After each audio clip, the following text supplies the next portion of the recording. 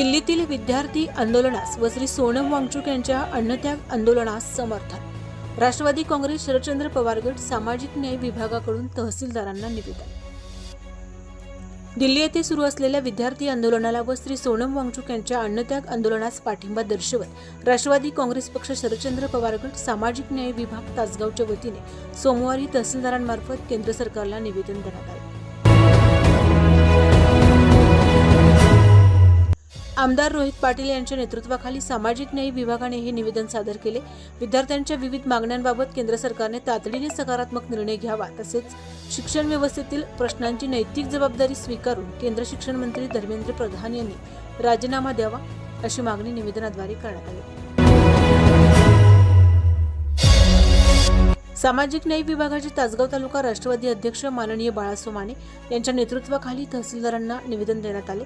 यावेळी युवा नेते पंकज भैया, अमृत सागर, प्रवक्ते धनाजी लांडगे, समाधान रोकडे, कार्याध्यक्ष चंद्रकांत लोंढे, आकाश सदाकळे, महेश माळी यांच्यासह पक्षाचे पदाधिकारी व कार्यकर्ते उपस्थित होते. SK न्यूज मराठी प्रतिनिधी प्रतीक करमळकर, अनिल साळुंखे.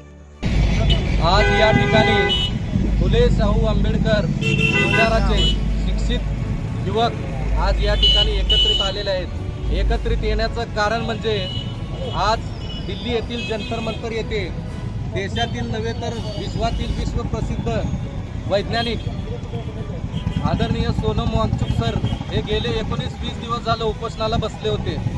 तरी या सरकारने त्यांना आंदोलनस्थळी कोणतीही विचारपूस न करता त्यांच्या ज्या मागण्या आहेत त्या मागण्यांविषयी चर्चा न करता त्यांना उचलून नेऊन रुग्णालयात बिना त्यांच्या परवानगी नसताना त्यांनी रुग्णालयात भरती केलं.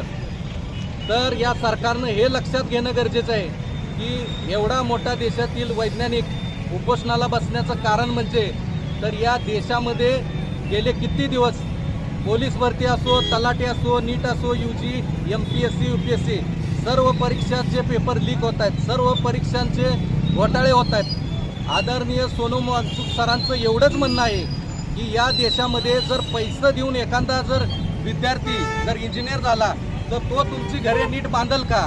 ते घर तुमचं टिकणार आहे का? आणि तुमच्या जीविताशी धोका आहे हा.